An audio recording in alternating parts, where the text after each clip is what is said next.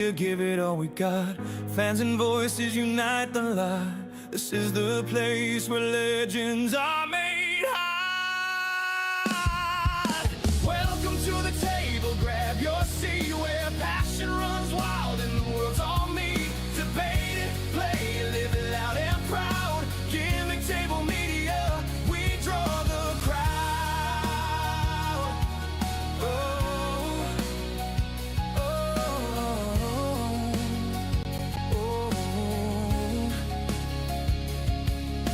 lights, cameras, voices rise from the ring to daily life. Stories clash, opinions fly. We're the spark you can't deny.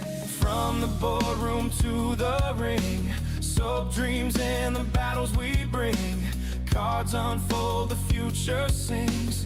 Gimmick Table, do your thing. We spin the wheel, we take the shot. Every idea, give it all we've got. Fans and voices unite the lot. This is the place where legends are made high. Welcome to the table, grab your seat, where passion runs wild and the world's all me.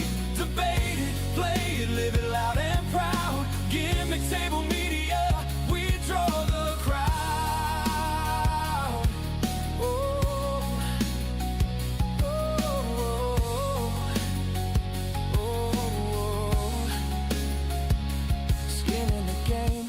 Dice on the board, football plays, indecisive words, terror truths and gamers adore.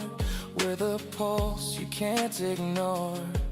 Plot twists like a soap opera tune, replay life under the crescent moon. Every stream and every cartoon, GTM's vibe forever in bloom. No holding back, every genre's call. Stand up, speak out, let's have it all. From the small town dream to the stadium hall, you feel that buzz, that's Gimmick's call.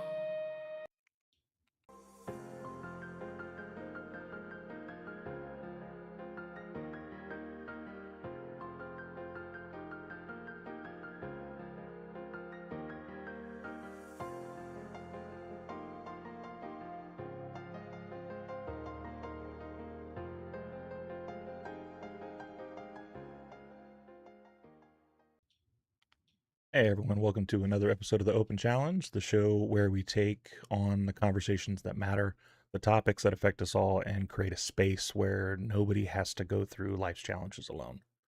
Today we're talking about burnout, how to recognize that when you're running on empty, how it differs from your everyday stress and everyday fatigue, and what we can do with the weight of everything and when it starts to get too much. So this is the Open Challenge, and let's talk about it. I'm going to go ahead and bring in our dais. Unfortunately, Chris could not be here. He's got a little family emergency that happened, so God bless. Hope all that works out well. I won't spread his business here, but just hopefully everything works out right there. We have with us today, we have Stampede. Welcome in, sir. You're on mute. At least you're on brand. It's kind of my thing, man. I That's do right. that. I do that everywhere. Yeah. I even started at work. I'll start talking and just not actually say anything. I'll just move my lips. There you go. But glad to be here on a Saturday with you two fine gentlemen. Thank you, CJ. Welcome in, sir. What's going on, guys? It's been a while. Michael, I think last time I seen you was when we did one of these shows. But love to be working with. I see Stampede all the time. Obviously, love to be working with you, and I'm back talking about something like this because this is something that's very important to the community, like the whole as a whole. So I definitely agree. I mean, that's the whole reason why I want to throw it together. And I mean, it's only been 2 episodes, and it's kind of spotty at best when I get them out. But just trying to do everything else with the other shows, and unfortunately, this one kind of gets pushed down the pipe a little bit. So what we're talking about today is burnout, how it's different from just having a stressful week or being physically tired. Burnout itself is, for those that, I mean, obviously everybody's felt it, but just to kind of give it a definition, it's an emotional, mental, and physical exhaustion caused by prolonged or overwhelming stress, things that are getting to you, things that are building onto you. While it's often associated with work, it can also come from everything else. It can come from caregiving, parenting, school, financial issues, chronic illness, or simply just like you have to keep pushing forward, having that feeling.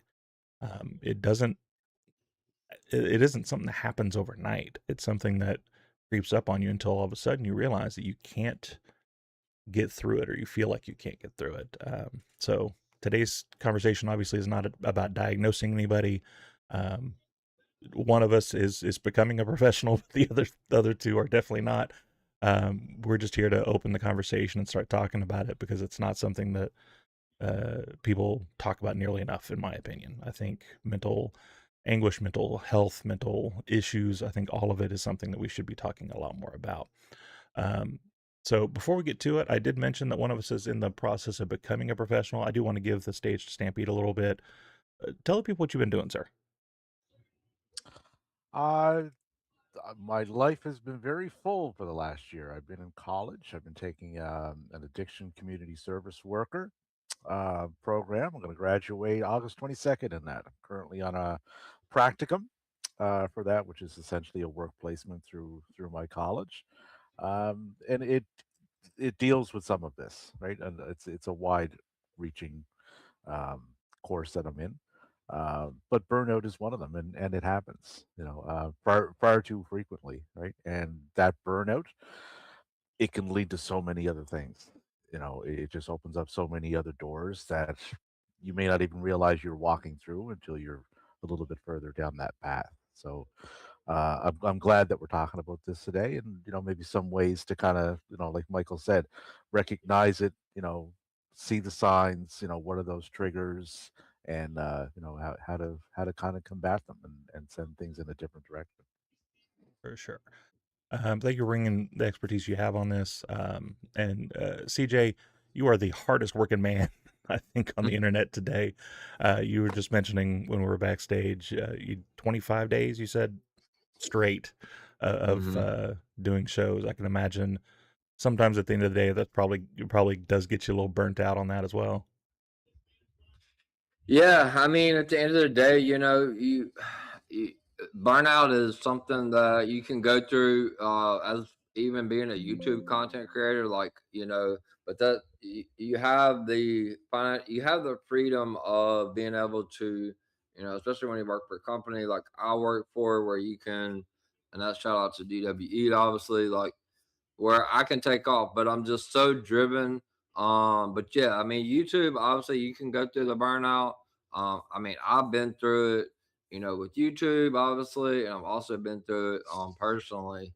And it's definitely something that I think everyone should pay attention to. And, whether it's a relationship or, in my circumstance, obviously, Michael, me and you had talked about it plenty of times, especially the last show. Like, my living situation, the way where I was for over 15 months, is just, you get to a point where you can't.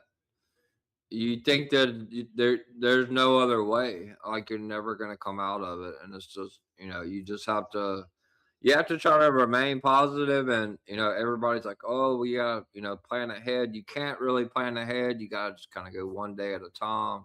But burnout is it's 100% something that's effective in YouTube or a relationship or just everyday life. I mean, it happens.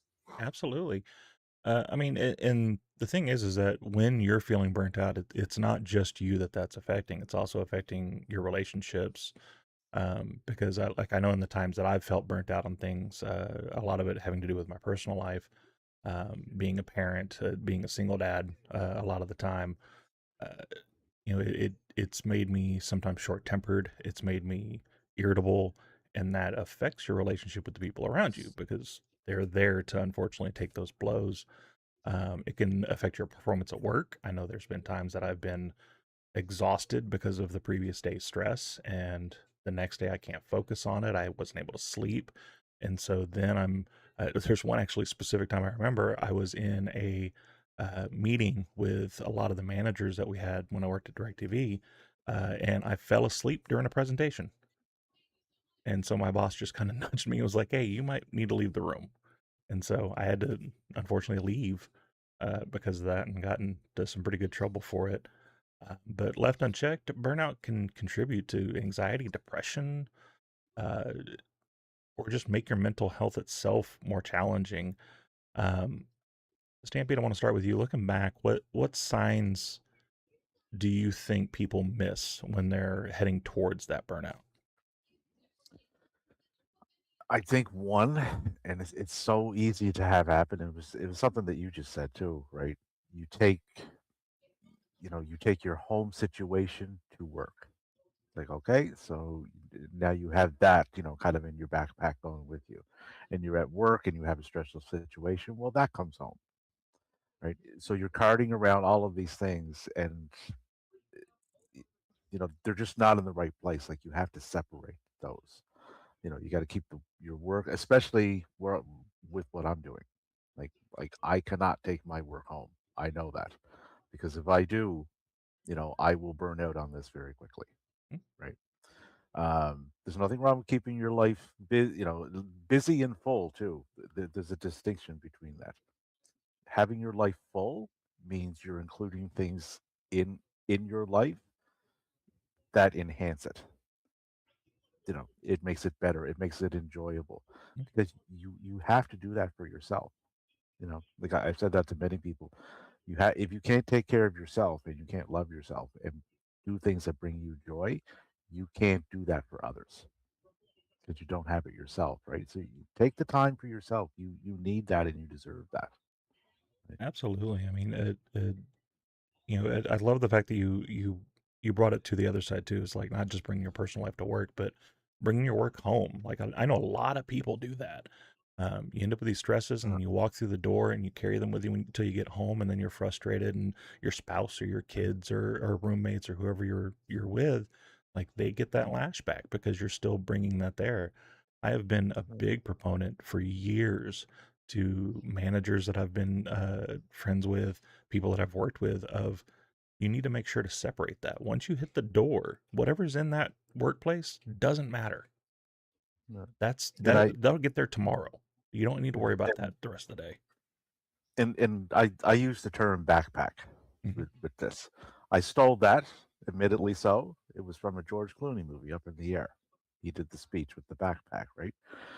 But if you think of it in that sense, if you go to work, it's like, okay, I'm going to put Sally in my backpack because she's upset over this. Boom, she's there, right?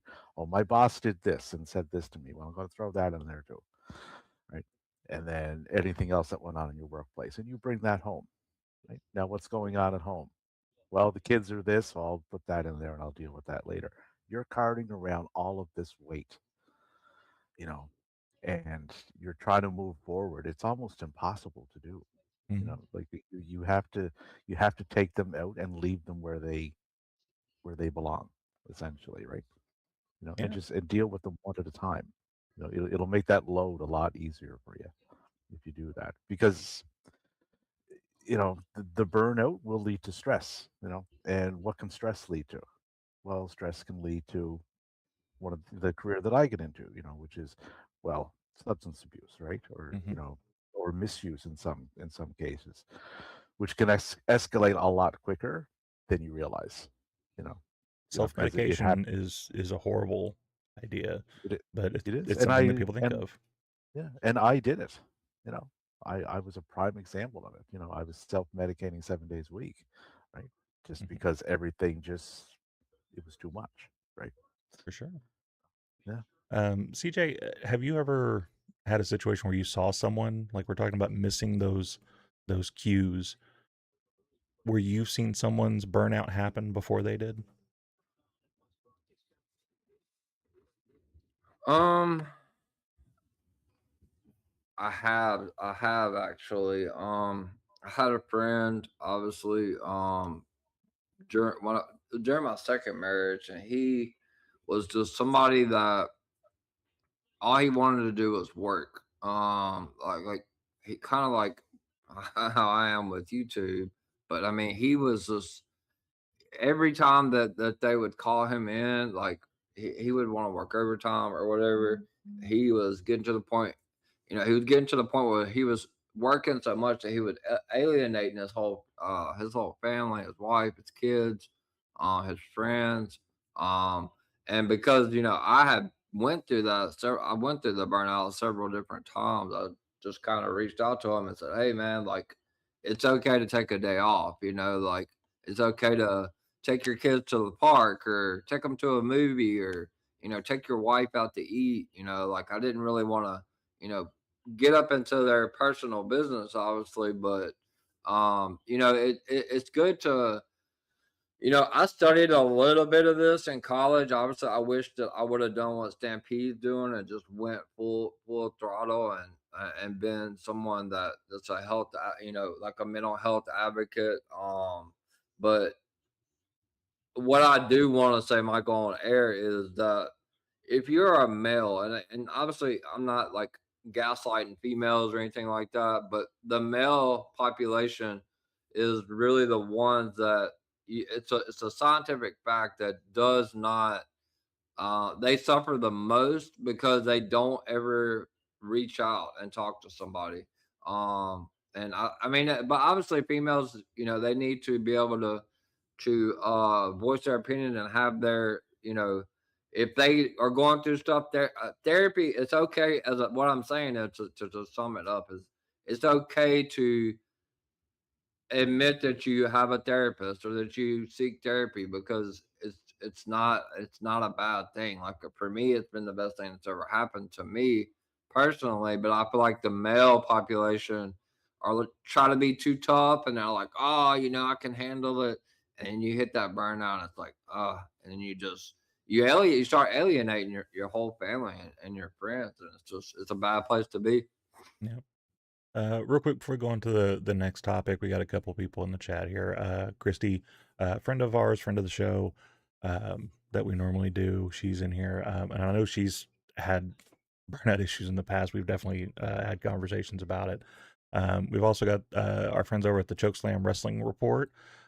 He says burnout to me is when you have family members asking for favors and the job is also stressing you out. I shut myself out. That's very to the point of what CJ was saying there of like when we get to that point of that burnout, like we recoil into ourselves.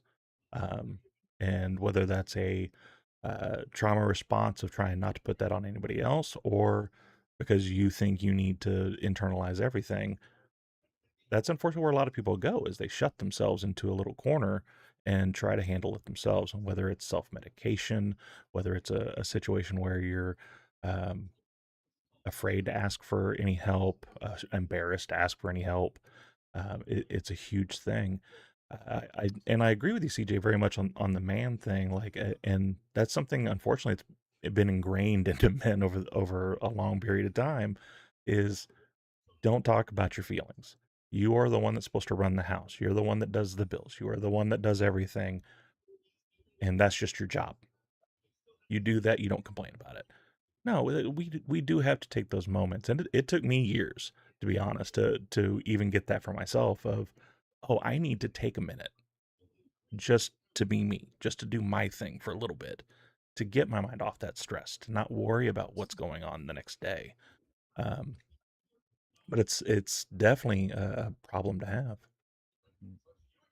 And it's a problem that it's a learned problem, right? Hmm. Because it's ingrained in us, from generations past. A lot, some of us are older in this room, right? So our fathers had that mindset, right? I'm the man, I provide, I go out, make the living, and all my feelings are kept inside. My father was like that, right? But we have to be more progressive with that. I had this conversation at work the other day. You know, oh, I don't feel I should, be able to break down, right? And you can. Um, you need to get that out because what'll happen is, and like you guys said, people will self isolate. You know, they will go to work and they will come home and that'll be it. They won't associate with anybody. And some of it some take it even further and they self isolate from where they were living. Hmm. They'll go away to where nobody knows them, right? And now they're completely alone, Yeah. um, They put which is themselves also into a not healthy. situation where no one's there for them. Yeah, yeah, and that's exactly what happens. You get that feeling of nobody cares. There's nobody there. You put yourself there unknowingly, but you have, right? Yep. Um, and to speak on what Chris was asking there too, everybody is asking, do this, do that. You know, you have with that there, you have to learn to say no sometimes because you can't jump into everybody else's boat, right?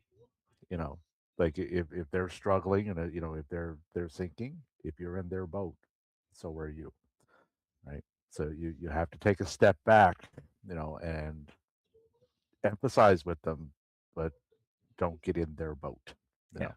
Well, it's the airplane thing, right? Like you put the mask on yourself before anybody else. Like Yeah, you have to be okay before you can help anybody. exactly. You know, Um, if you're both struggling to swim, you know, you both may not make it to shore. So, really. you know, There's a lot of misconceptions, obviously, that we've touched on a little bit, but kind of to go through some of them. Like, I just need a weekend off. I mean, the reality is, yes, a short break can help, but uh, just taking one weekend off, just taking one small breath, that's a good first step. That's not the end all. You should make that a constant thing. The Chokeslam Wrestling there also says you have to protect your peace when you go up on age. Like you have to protect what goes on inside yourself more often than just I need a weekend off. That's not an answer. I don't know what you guys think about that. it is nice to have the weekend off. I can say that because I have the weekend off, right? But I look forward to them. Uh, but you're right. Like one weekend is not, you know, the fix all. You have to have a structure with that, you know. And like I said, and keep your world separate. You know, enjoy the time, enjoy those weekends. Do things that bring you joy. You know, some of us, I won't mention any names, have created a completely whole new persona for weekends and such. Right? I'm a mayor, you know, but I enjoy that. You know, that brings me joy. You know, music is another thing that brings me joy. You know, like, and I will disconnect from everything, you know, for that. It's like, okay, I'm gonna go listen to some tunes. I'm not Mm. gonna bother messaging anybody. If you're messaging me, it's obviously not important because you didn't call. I will get to you when I get to you, you know. But it's okay to disconnect like that and take some time for yourself because you do need that, Yeah. you know, Well, just to kind and of recharge those batteries. speaking of fun, like that's another misconception, right? That only people like who hate what they're doing or hate their jobs, like those are the only people that get burnt out. You can also get burnt out doing something you love to do. I love my job. Absolutely. Absolutely love my job. I'm an IT guy in a cancer research center. I love what my company does. I love my boss. I love the people around me. But there are still days where I'm just like, just screw this. I don't want to do Yeah. this anymore. Yeah. And it's not that I hate what I'm doing. It's just that it's a constant. It's Yeah. that one thing that unfortunately was the last straw, the last feather on the back of the horse that just broke it. Um, CJ, have you ran into that before, where it's like I love doing this thing, but I'm still burnt out because of doing this thing? Yeah. So I kind of went through the same process with what my friend did when I was working for a landscaping company. Obviously, I worked for him for about 12 years, and I was having so many different problems in my second marriage, obviously. We were fighting every day. Like I knew it was terrible. So like the only way I felt like I could escape from that obviously was to go to work, and it was, I think there was a time where I worked maybe 40 or 50 something straight days, and obviously then my boss, he finally came to me and he was like, look man, like I ended up having to get it because in Louisiana the humidity is just absolutely it's one of the worst there is. It's so hot in the summer. I ended up having to go into the ambulance and go to the ER and get fluids somewhere in between the 35 to 40 day range of working straight. But it was for me, Michael and Stampede, it was more of an escape from the real world. Like I said, I knew where I was headed for a divorce, and I was seriously just unhappy in my marriage. But only way I could get away from that was to go to work, and obviously it started affecting my health. Like I said, I ended up having to go to the ER and get 2.5 bags of fluid. And it's just it's not the answer. Like there's other ways to cope with it. You can't go from one addiction to the other. Basically, I think addiction, like Stampede was talking about, whether you're addicted to sports or gambling or drugs or alcohol, it's all the same thing. Like people don't realize that you can't go from one to the other. Um, I just know growing up having two parents that were addicts that it's it's it's very hereditary. So I have to be careful, because I know, sometimes I feel like maybe I'm betting on sports a little bit too much, or I'm starting to get because it is hereditary, whether people know that or not. Addiction is hereditary.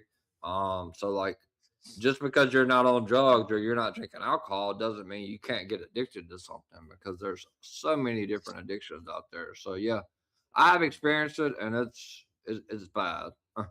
Yeah, and And that's the thing is we were talking about people that try to do the self-care, and some people think that self-care fixes everything. Like if I handle this in my way, it's going to be fine. If I go work more time, I'll catch up on everything. If I go on a short vacation, that'll fix everything. If I go out and drink after every shift, um, myself, I've been open about it on other things.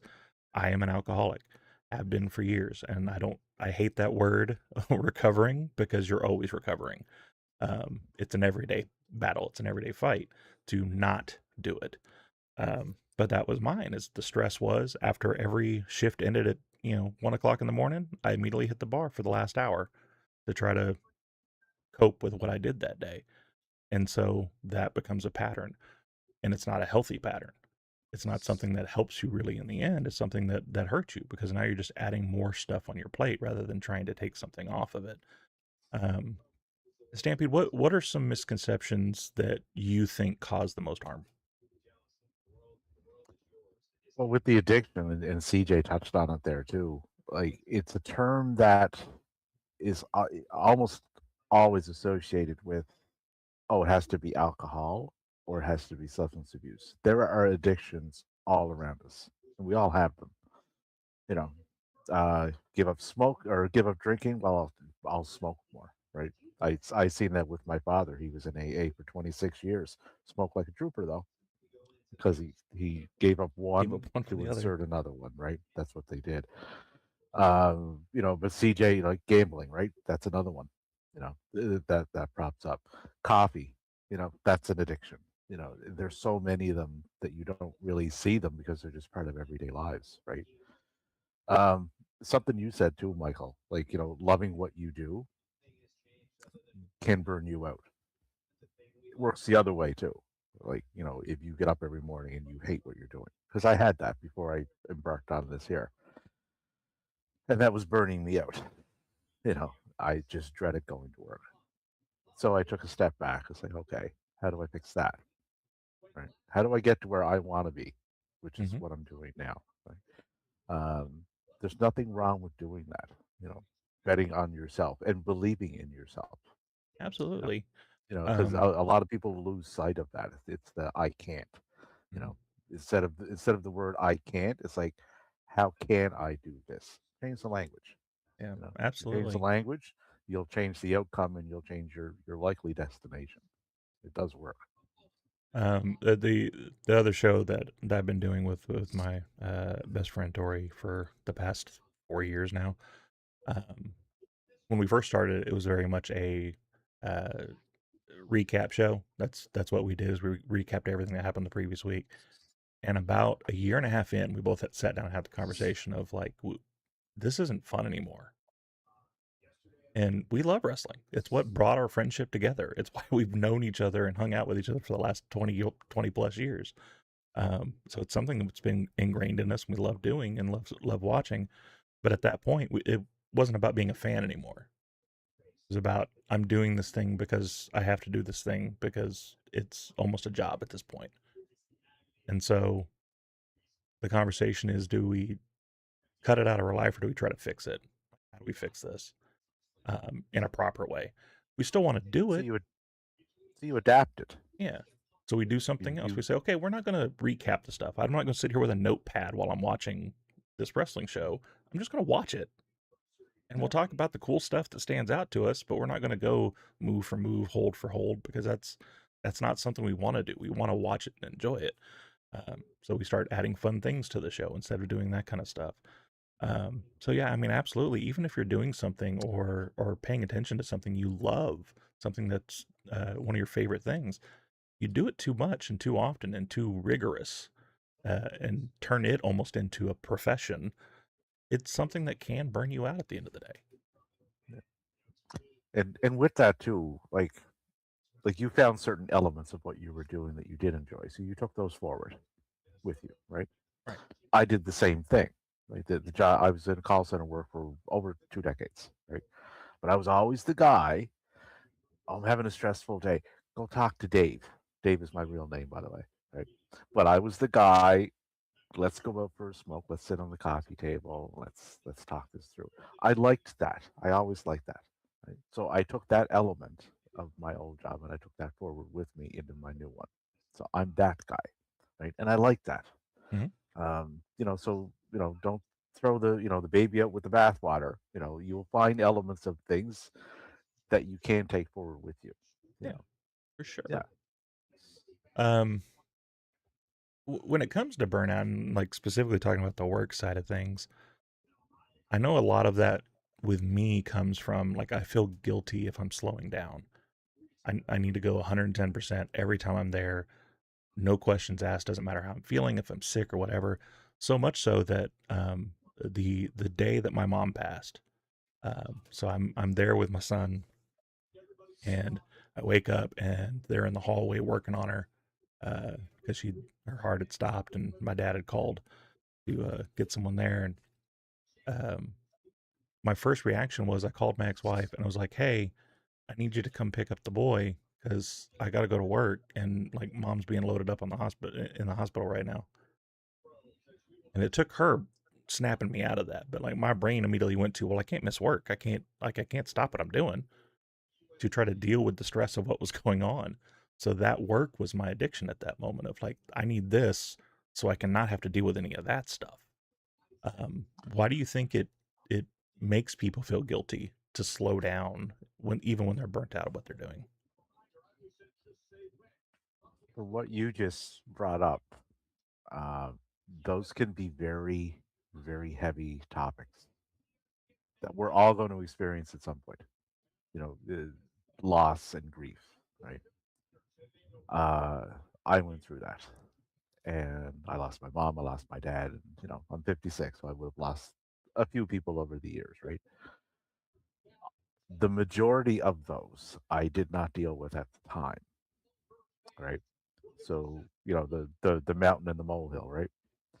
So those little molehills started to add up, right? So there's nothing wrong with taking the time that you need to process those, properly, but make sure you deal with them, and make sure you come to grips with them. And if you have to talk to a professional, go do that.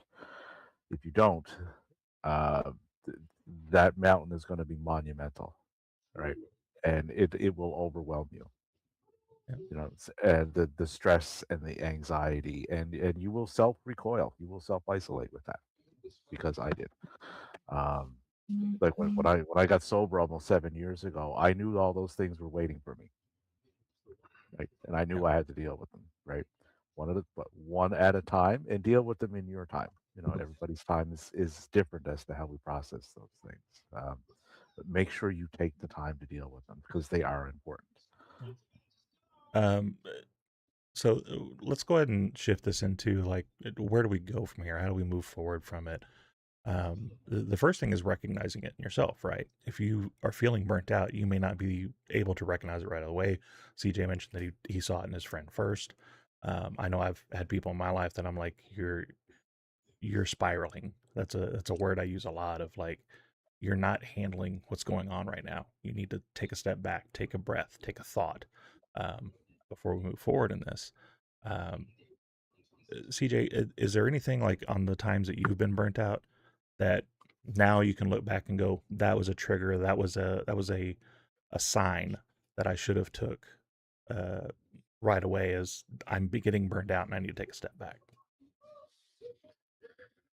I mean, everything that I'm going to talk about, and obviously, last time me and you spoke off camera, and I've talked to Stampede a little bit about it. I feel like what I went through after my last relationship, and I'm not obviously this is why I feel like more men or women or anyone that's ever went through this needs to be able to be open and speak about it to the public and not be afraid.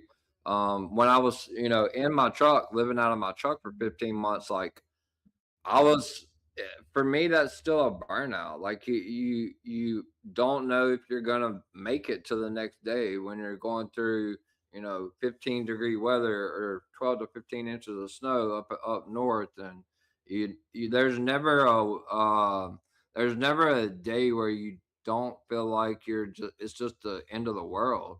But I think for me, like the biggest wake up call for me was getting a call, obviously while I was living out of my truck, that that my mother had passed away, and then having to also dealing with the fact that I'm living in my truck, how to get back to Louisiana, from a financial standpoint. And thank God, through the Twitter community and the Facebook community at that time, they helped me get a plane ticket, to be able to get back to Louisiana, to see my mom. I wasn't there when she passed, but I was able to make it for the visitation and the service and all that. It was a complete wake up call, and I've talked to Stampede a little bit and other friends in the community. Like, um, it took me 6 months after she passed away. I had to, go back to Louisiana, to try to get my bearings straight to even begin to cope with and grieve my own mother's death. So, it's so much. I think you could probably do 5 or 6 episodes about people that's been homeless or are homeless. And it's something that the community. I'm gonna say personally that I used to laugh at people like that, and now that I've lived on that side of the spectrum, on that side of the fence, I try to treat people way differently. My attitude is way better towards life and people, and I've been able to see, you know, making $100,000 a year to, you know, sleeping in my truck, eating out of a can every day. So it's it's not a good thing to go through, but what I went through has obviously changed my whole persona and life perspective on everything. Because if you haven't been through that or lived that, you don't never know what it's like for someone to live like that. So Yeah, and right, it's uncomfortable and it's hard. Like I think that's the thing that people that aren't in that situation or haven't been in that situation, it's a misnomer for those people because they think, well, just get a job, just just clean yourself up, go get a job interview. It's not that simple. You can't just change your life and turn your life around because of one simple change. And even making that small change, burnout can lead to so many things. It can lead to depression. I've known people that were depressed, and so just getting out of bed was a problem. Taking a shower was a problem. because it was time that you had to make the effort, and it's hard to make that effort when you're in that hole already. Um, the thing that I want to make sure people understand is that you don't need permission from anybody else but yourself to give yourself time and try to recharge yourself. You don't need to earn that from anybody. You have a right to look in yourself and say, I need time for myself. I need to fix something. And also understanding that it's not all on your shoulders either. There are people around you, and I will say most of the time, because I mean, there are some people, unfortunately, that are in situations where it is just them. And that's really unfortunate. And I hope that in those situations, those people reach out to proper channels, getting a therapist. That way, someone's on your side. You know, calling someone maybe in social services, see if they can help you out. If there is no one in your personal life, but um, you need to talk to someone instead of just trying to trust yourself to do it on your own. I referred to mine as screaming in silence because that's exactly what I was doing. Right. Like and my depression lasted a lot longer than I realized it did. Like when CJ brought up his mom, it was 20 years before I dealt with that. That mounted and mounted and mounted, and it was always there. It was always on the precipice of, okay, I have to deal with this, but I can't. Mm-hmm. Right. And then something else would come along. It's like, well, I'll put that over with mom. Right. So like it can really build, and that depression will build along with it. Is the thing, right? Um, EVP, I've known EVP now for a while, and hats off to this man with the changes that he has made. Uh, since him and I have gotten to know each other, I could not be more proud of him with the steps that he has taken. Uh, as for who to listen to, it kind of goes back to the circle of friends, right? The then versus the now. The circle of friends that I had 8 years ago are not the circle of friends that I have now. They're different, and they needed to be different Mm-hmm. because you need that one friend who keeps telling you things that you don't particularly want to hear, right? If you have that friend, hang on to that one because that's the one that's looking out for you. That's the one that wants the best for you, right? You may not like what they say all the time, um, but they're pointing out things to you that maybe you can't see yourself. So hold them dear if you have one because they're the ones that you should. Yeah. You know, it's the adage, like, pressure makes diamonds. Hmm. If your friendship is just you guys having the easy time all the time, then that's kind of a very superficial friendship. Yeah, it's You yeah, need it's someone very that surface. challenges you. Yeah, it's very surface level. Is Yeah. what it is. There's no layers to that friendship. It's what are we doing this weekend? Yeah. Is And is is, is it my round or yours? Like that's about as deep as it gets, right? that's right. Like you talked about taking time to deal with stuff. My mom and my dad passed pretty much in succession. Um, my mom passed. It was 6 months, maybe a year.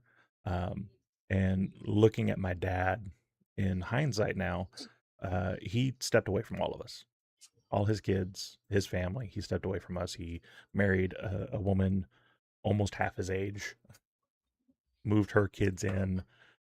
And like in hindsight now, I look at it and go, he was filling a hole. There was something missing in his life, and he was trying to fill it with anything that would give him that little bit of serotonin, that little bit of happiness, even if it was a fleeting happiness, because he just needed to fix how he was feeling.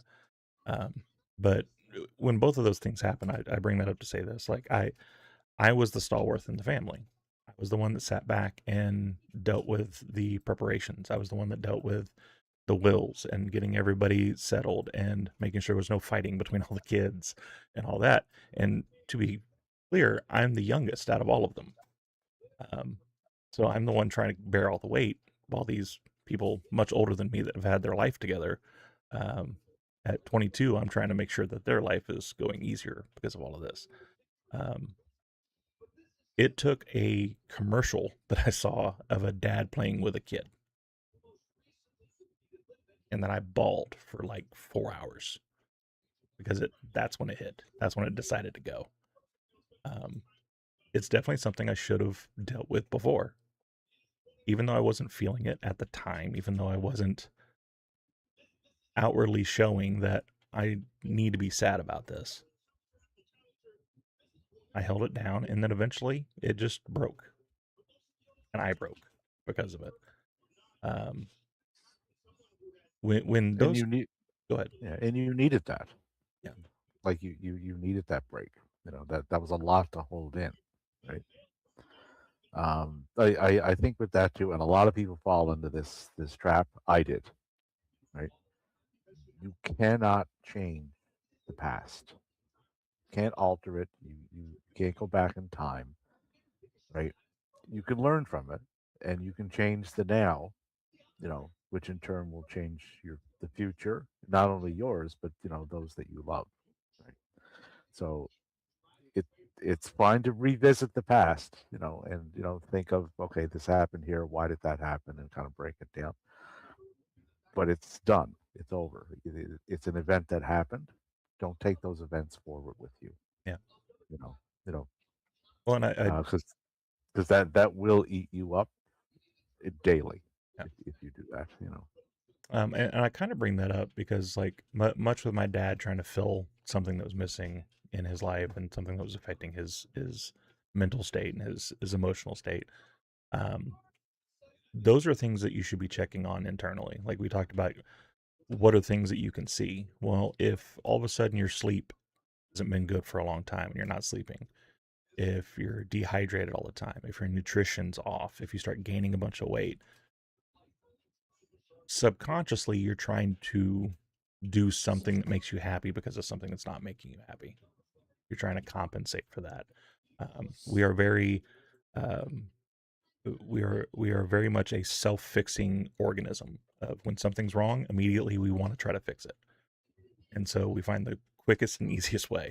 Unfortunately, burnout, to bring it back to what we're talking about, that's something that develops over time, year after year, day after day, of things building on your shoulders until finally it was too much and you get burnt out on it.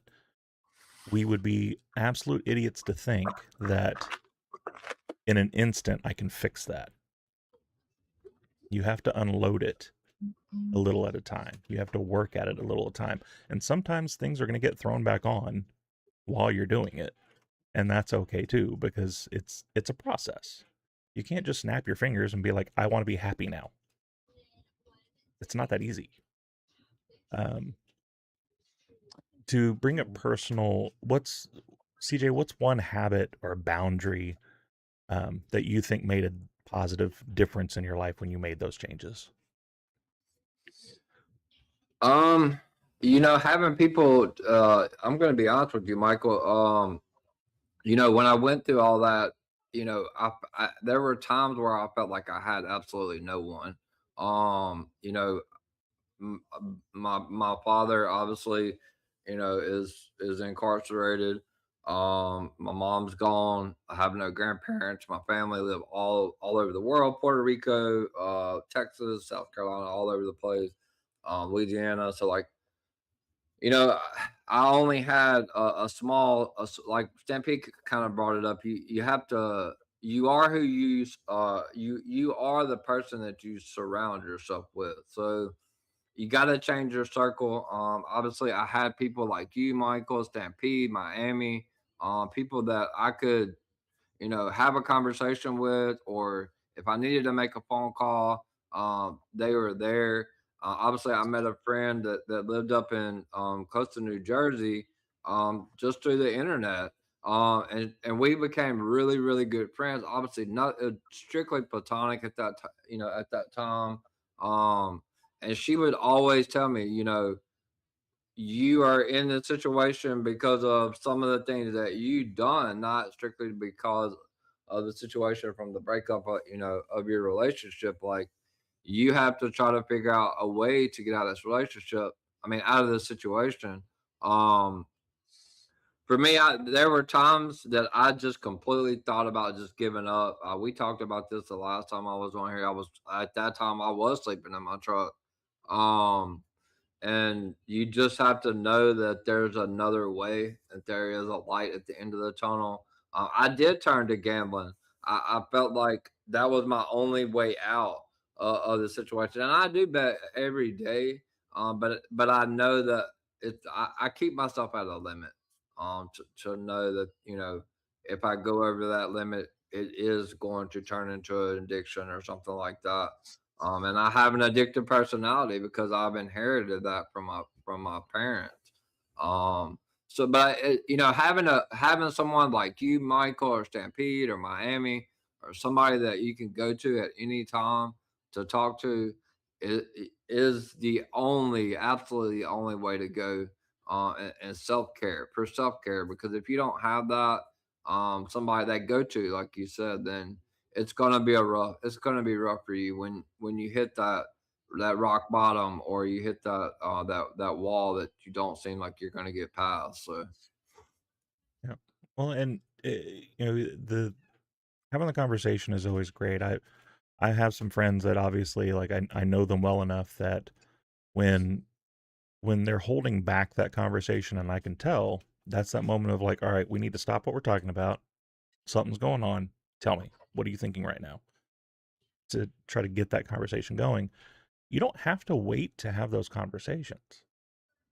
If you have someone in your life to talk to, and CJ, the fact that you list me in that list is heartwarming. I appreciate it. Um, I say that for anybody. Like, my DMs are open. If you're going through something and just need someone to unload it on, message me. I will let you talk about anything you want to talk about. No judgment at all from me. But taking care of yourself is not a selfish thing. You hold that stuff in and you don't have those conversations because you don't want to burden someone else with it. Or you don't want them to think less of you. You are not a bad person because you're going through a hard time. And you are not burdening anybody because you're having a hard time. There are people that are there specifically that want to see you succeed. And so, you've fallen, we'll pick you up. You are in a hole, we are going to help you out of it. So those are things that you have to keep in mind. I want to go ahead and wrap this up. We've been at this for about an hour now, and I much like I don't want to bring these feelings and hurt stuff home. I also don't want to make this an entire day thing of us talking about negative things. As much as the conversation needs to happen, I don't want to sit in it as long as we can. I wouldn't So necessarily say they're all negative, though. no, You no, know, no, like not like that. this is a way of, if someone is listening to this and they find themselves in this position, it's like, okay, well, from what I'm hearing, there is a path. There is a way that I can, you know, get to where I need to be and where I want to be, right? It's Mhm. just a matter of, like you said, reaching out to yourself or reaching out to me or reaching out to EP, and getting that off your chest, and it's like, okay, well, let's form a little path. Let's form that strategy to get you out of here. Because if you read, there's 5 stages to it, right? There's pre-contemplation, contemplation, planning, action, maintenance, right? If you're reaching out, you're in stage 2. You're contemplating things, right? Right. So you're one step closer to putting that plan together, right? Once the plan's together, then you can start putting it into action. You know, so you're a lot closer than you may think. To getting where you need and want to be. For So, sure. Um, another thing too, like when you do reflect upon things, that can be a very heavy process. The one thing, not everything is going to be able to be fixed. You have to realize that some things you will get back, absolutely. Some things you won't. So you do have to go in with kind of an open mind to that, just so you don't feel defeated. Yeah, Because some things just can't. It happened with me. It probably happened with all of us. So, for sure. um, but like Mr. Kingston said in the video he did for suicide awareness, there's always one that will listen, Hmm. and that's all it takes, right? For sure. So, Um, uh, to kind of close this out, if today's conversation has resonated with any of you guys, just know that from this conversation, you're not alone. Millions of people struggle with mental health, they struggle with burnout. Asking the support is one of the strongest things you can start with. Asking for someone to help you is a big step. Um, I hope that this discussion encourages you to check in with yourself from time to time and maybe check in with someone else if you see those signs of it's getting too much for them. Maybe we need to take a step back and like you said, do the planning, get to that stage of like let's plan to try to get you yeah, back to healthy again. Um, you used a lot of metaphors. I love metaphors myself. It's something I use a lot. Um, one that I love is you can't pour from an empty cup. yeah, If you are a person that wants to help other people, that's great. But if you have nothing to pour, then you need to yeah, fix yours first. yeah. What are you pouring into their cup if there's nothing in yours? Right. Essentially, right? Yep. And so now we want to hear from you. If you have thoughts on future topics, if you'd like to have other things that we're going to tackle, this is always going to be a rotating dais, bringing in people that want to have conversations about the topics that we're on. But what I want to do is start the hashtag, start the conversation, and tell us anything that you want us to talk about in a future episode, because it's very important that the conversation starts with someone. And if it starts with us on the internet, then at least it's starting for somebody. If you've enjoyed this, make sure you join us on TikTok, YouTube, Twitch, Blue Sky, all the things. For those of you who have been watching for a long time, I recently made a change. I've been fighting Twitter for a long time to get us the at kicking out at 2 just itself, because there's been a defunct channel for years that has not made any content in about the last 3 years, but they refuse to just let that go. So we are now kicking out at 2 PC on everything. So you can find us anywhere with that handle. And with that, we're officially kicking out. Before we get to the closing line, though, Stampede, where can people find you?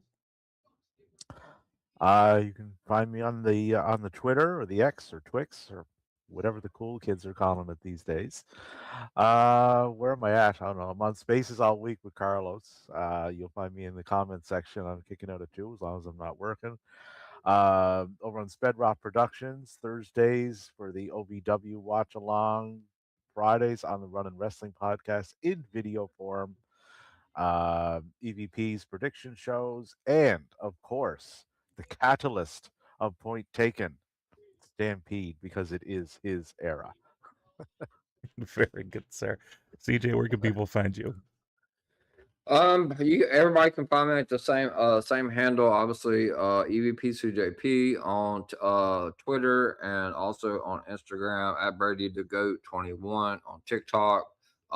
More importantly, I put out a lot of wrestling content as we talked about before we started. I stream pretty much every day.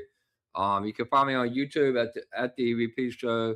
I cover wrestling, reality TV, but I do talk about mental health sometimes in some of my podcasts. About I'm always there for someone if they need someone to talk to. So I definitely appreciate you bringing me on. Michael, I do talk to Stampede quite a bit. I haven't talked to you in a while, but I do know that you are somebody that I could go to. Obviously, I need to just talk to. So I do appreciate you, and obviously, you can find me anywhere affiliated with DWE. They're everybody's a great group of people. Miami is one of my best friends, and I met him through the internet. So don't think that there's not people out there that you can trust, because it is. But it's a crazy world out there on X, so be careful. But there are good people. So shout out to DWE, Giving Table Media as well. Stampede and Michael, you guys are all great. And all been part of my journey. So I do thank all of you guys for that. Well, it's no problem at all, sir. Thank you for being here. Thank you, Stampy, for being here. And for the rest of you guys in the meantime and in between time, keep watching, keep talking, and we will catch you on the next one. Bye, everybody.